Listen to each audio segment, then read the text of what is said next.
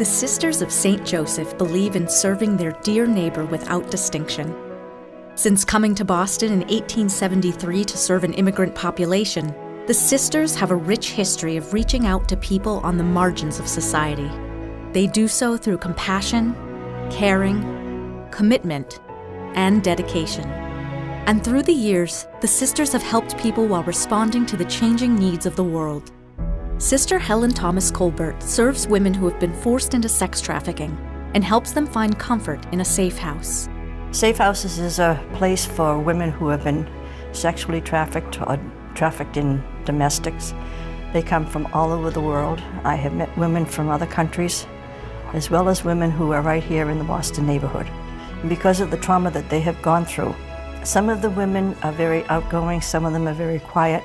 You can see the self-esteem and the confidence that grows within them, making them become wonderful women. They usually go out to some kind of training that will help them when they are able to go on their own. Sister Marianne Enright's ministry has been providing comfort to imprisoned women and immigrants. There is always a core of them that get it, and they want a second chance. They want a new path. One of these women made a lot of visits back to Framingham. She lost everything. She lost her husband, her child, her home, her reputation.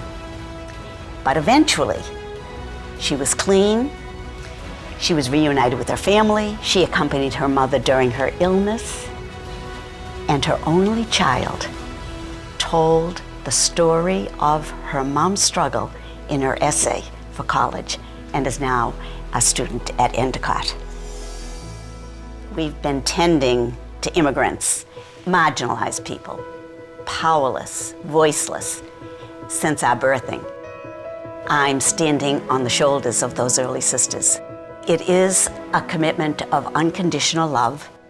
I am their companion until they die or I die.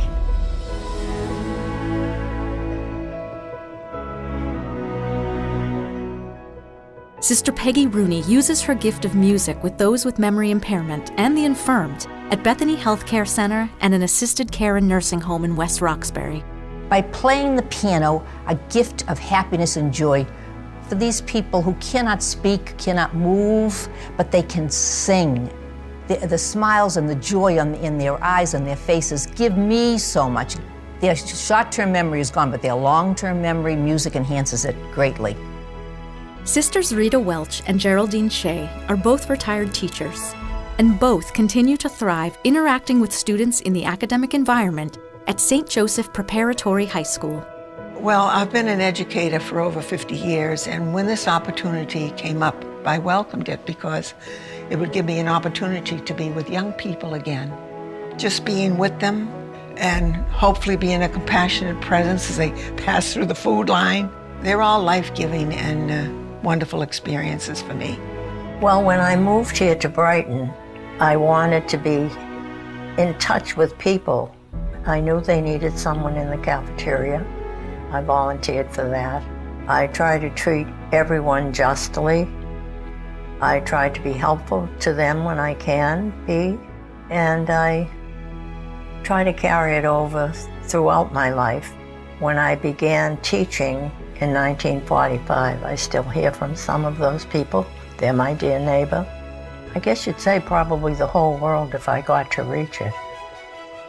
As the consensus statement shared by all Sisters of St. Joseph states, stimulated by the Holy Spirit of love and receptive to the Spirit's inspirations, the Sister of St. Joseph moves always towards profound love of God and love of neighbor without distinction, from whom she does not separate herself.